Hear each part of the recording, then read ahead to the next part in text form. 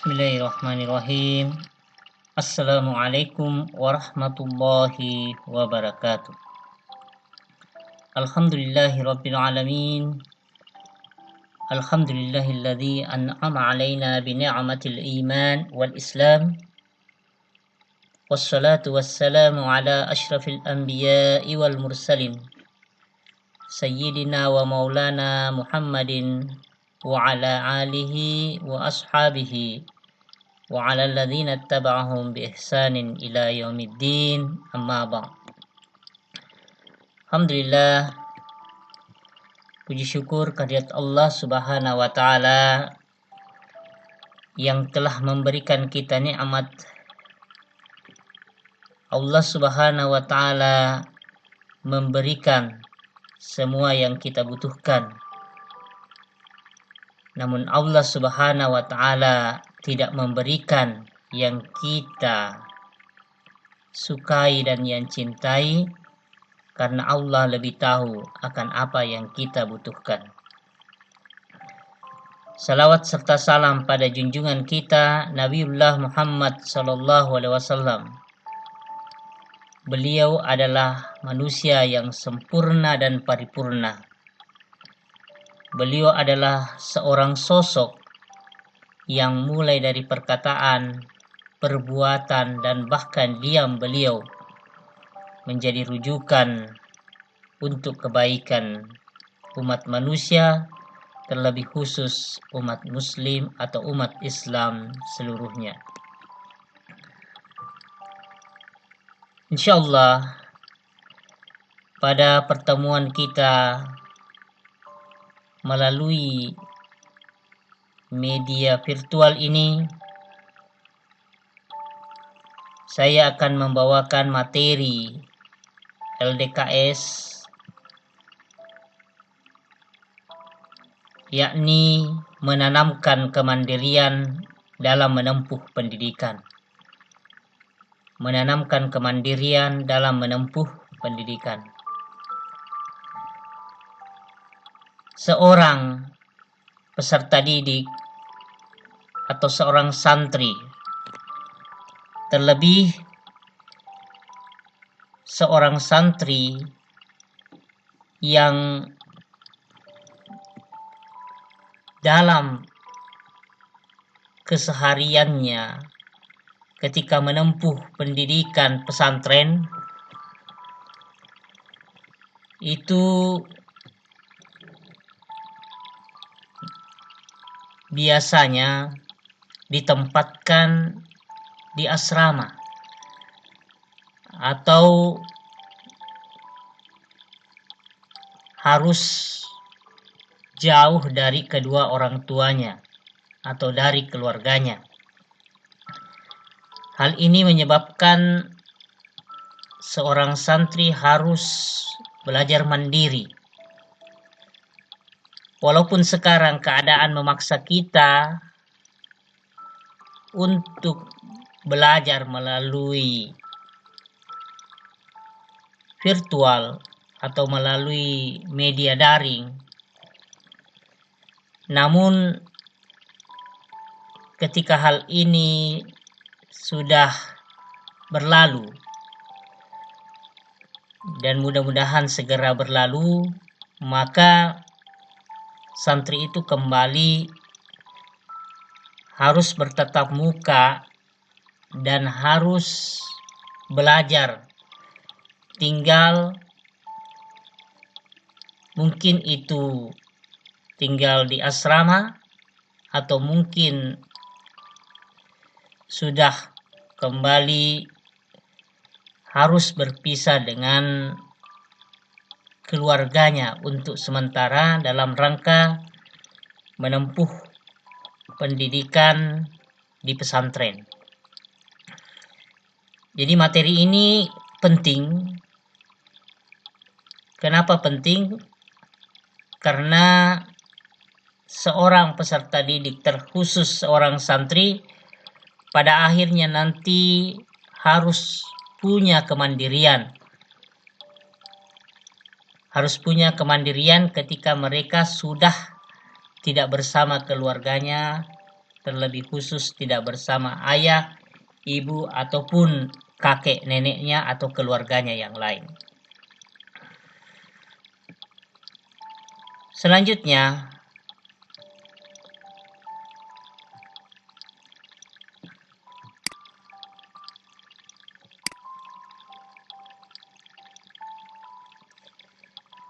apa itu kemandirian dan apa itu pendidikan?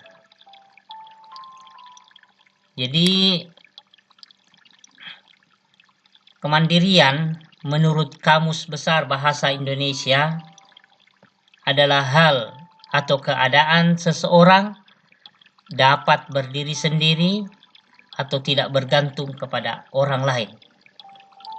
Jika seseorang sudah dapat berdiri sendiri dan tidak terlalu banyak bergantung kepada orang lain, maka itu adalah makna dari kemandirian.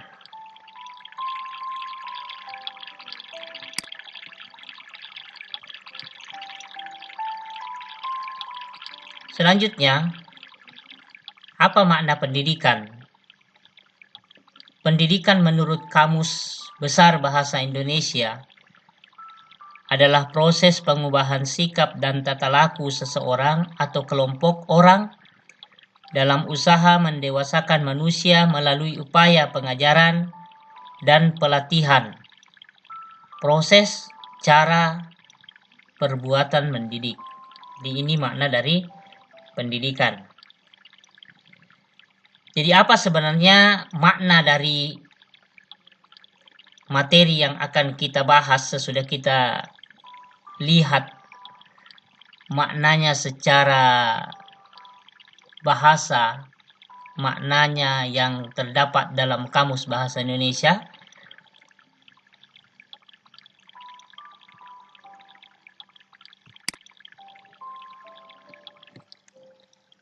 Nah, di sini kita lihat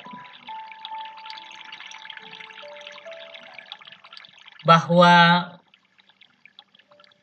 yang ingin kita capai melalui materi ini adalah bagaimana menanamkan kemandirian dalam menempuh pendidikan, yang maknanya menanamkan usaha menjadikan seseorang atau menjadikan seorang yang menempuh pendidikan mampu berdiri sendiri dan mengurangi ketergantungan pada orang lain melalui proses pendidikan untuk pengubahan sikap dan tata laku seorang peserta didik untuk menjadikannya lebih dewasa.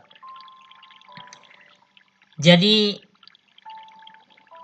Ananda sekalian, peserta diklat atau latihan dasar kepemimpinan siswa, yang kita inginkan melalui materi ini adalah nantinya Ananda sekalian ketika sudah berada di pesantren, sudah tinggal di asrama, apa-apa yang bisa kita kerjakan sendiri, itu kerjakan sendiri. Apa-apa yang bisa kita lakukan tanpa bantuan orang lain, itu kita lakukan. Kita usahakan. Kita ubah. Jadi ini yang sebenarnya paling ditekankan. Karena ketika kita sudah tinggal di pesantren, kita sudah jauh dengan keluarga, bahkan kita sudah jauh dari kedua orang tua kita, dan ini menuntut kita untuk berusaha mengurangi ketergantungan kepada orang lain, bahkan menghilangkan ketergantungan kepada orang lain, serta berusaha merubah sikap kita, merubah perilaku kita atau tata laku kita sehingga kita menjadi lebih dewasa dan bahkan menjadi orang yang lebih baik ketika kita sudah berada di luar pesantren atau kita sudah tamat misalnya.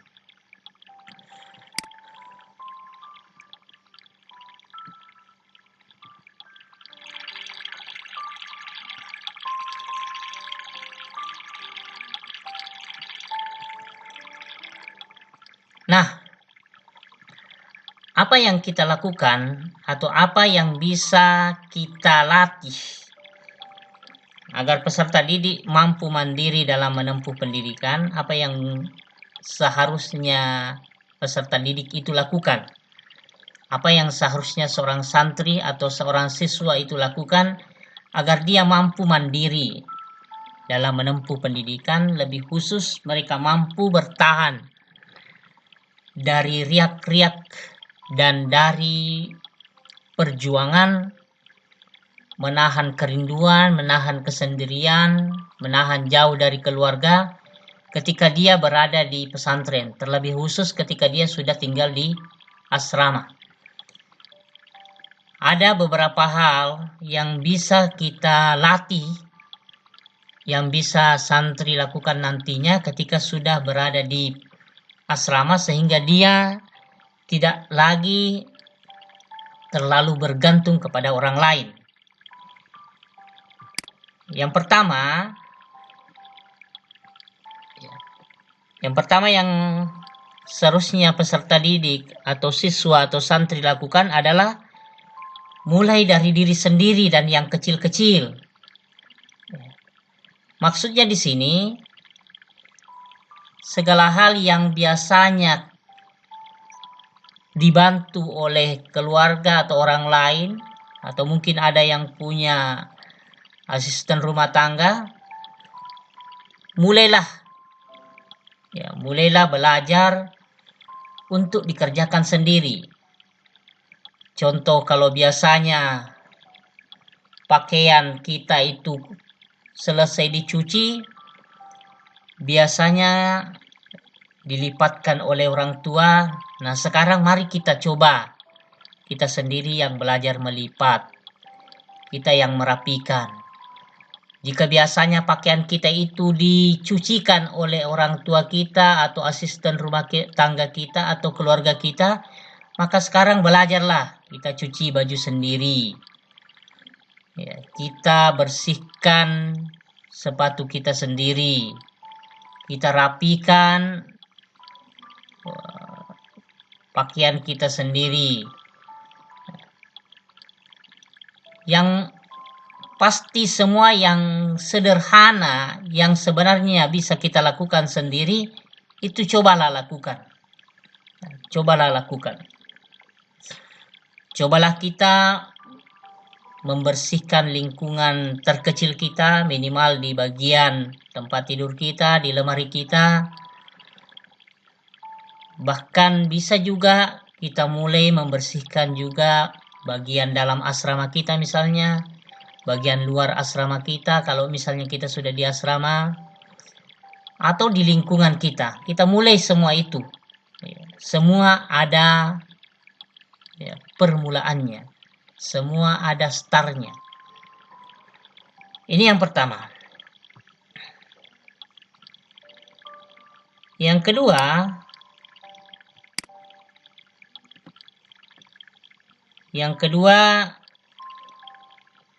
belajar tertib, antri dan terencana, serta belajar hadapi masalah sendiri. Jadi ini yang kedua dan yang ketiga. Belajar tertib, antri dan terencana, maksudnya yang dilakukan itu cobalah tertib. Contohlah seperti aktivitas ibadah kita, misalnya dalam wudhu. Dalam wudhu misalnya dimulai dengan membasuh kedua tangan, dilanjutkan dengan yang kedua, yang ketiga, dan yang terakhir. Atau misalnya dari sholat, cobalah lihat dari sholat, dimulai dengan takbir, Allahu Akbar, diakhiri dengan salam. Jadi dilakukan dengan tertib. Kemudian antri dan terencana. Jadi terencana. Semua kegiatan yang kita lakukan itu direncanakan dengan baik. Contoh, ketika nanti kita mendapatkan tugas dari madrasah, atau ketika kita mendapatkan tugas dari ustaz-ustazah atau guru-guru kita, maka kita jangan selalu menunda-nundanya. Cobalah kita rencanakan dengan baik. Karena ketika tidak direncanakan dengan baik, tugas-tugas yang ada itu akan menumpuk. Hari ini belajar fikih misalnya. Dan pada hari ini kita mendapatkan tugas fikih. Ketika sampai di asrama, kita sibuk dengan aktivitas lain, sampai lupa mengerjakan tugas dari fikih, dari guru fikih kita. Akhirnya besok ketika masuk misalnya guru matematika, kita juga mendapatkan tugas dari guru matematika itu, tugas kita sudah menumpuk. Begitu seterusnya. Sampai pada akhirnya tugas yang seharusnya bisa kita selesaikan dengan mudah menjadi susah, sulit. Muncullah ya tiba masa, tiba akal, nanti di kelas baru dikerja. Akhirnya yang terjadi, pekerjaan itu tidak maksimal. Itu contoh.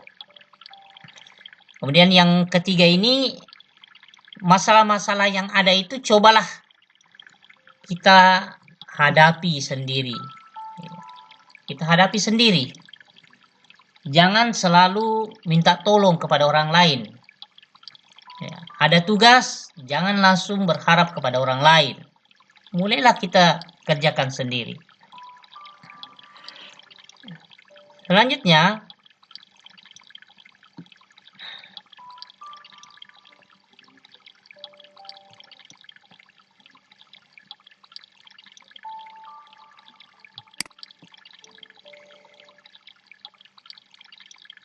Selanjutnya, yang keempat, ketika kita sudah terbentur akan masalah yang kita hadapi, walaupun kita sudah berusaha dengan terbaik, yang bisa kita lakukan selanjutnya adalah bertukar ide dan pikiran. Kita bertukar ide, kita meminta saran mungkin dari pembina asrama kita atau dari teman-teman kita terhadap masalah yang kita hadapi. Ya. Jadi walaupun kita dituntut untuk menghadapi masalah sendiri, tentu di sini juga tidak menutup kemungkinan masalah yang kita hadapi itu bisa kita pecahkan, bisa kita cari solusinya melalui bertukar ide, bertukar pikiran, meminta saran kepada pembina kita. Misalnya saya memiliki masalah seperti ini, tolong solusinya kira-kira bagaimana. Atau kepada teman-teman kita, saya punya masalah dalam mengerjakan soal fikih, soal matematika, soal akidah. Kira-kira ini jalan keluarnya bagaimana. Bukan langsung meminta jawaban, tapi kita meminta kira-kira kalau yang seperti ini di mana saya bisa dapatkan jawabannya, atau kira-kira bagaimana saya mengetahui cara menjawab materi ini. Itu yang terbaik. Jadi jangan langsung justru meminta jawaban misalnya, atau langsung menyuruh orang untuk mengerjakan tugas Anda. Tidak seperti itu. Orang yang belajar dan ingin menjadi lebih baik itu harus mulai meningkatkan kompetensinya dalam menghadapi masalahnya, kemudian mulai belajar untuk bertukar ide dan pikiran. Ini penting, karena tanpa hal tersebut kita akan menemukan jalan buntu. Dan yang terakhir, yang kita harus pegang teguh adalah belajar menerima kritik. Orang yang belajar mandiri itu, terutama dalam menempuh pendidikan itu, akan banyak riak-riak yang terjadi.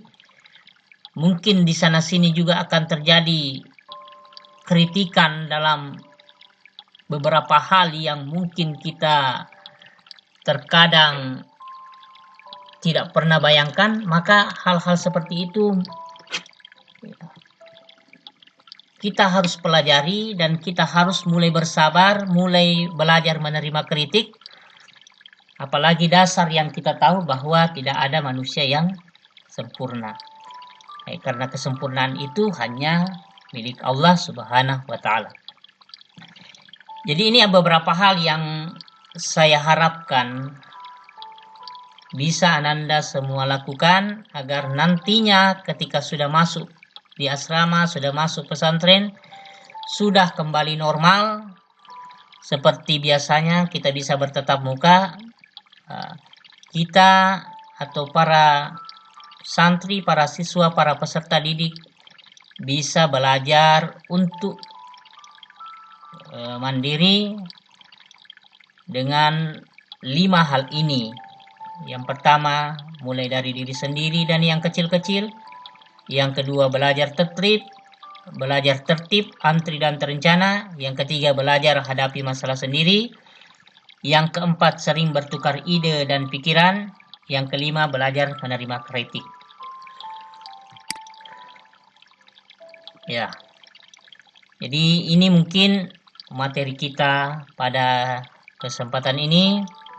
Mudah-mudahan Ananda semua senantiasa dalam lindungan Allah Subhanahu wa Ta'ala, dan mudah-mudahan kita bisa bertemu kembali di dunia nyata, bisa bertatap kembali di kelas, bisa bertemu kembali di pesantren As'adiyah kita.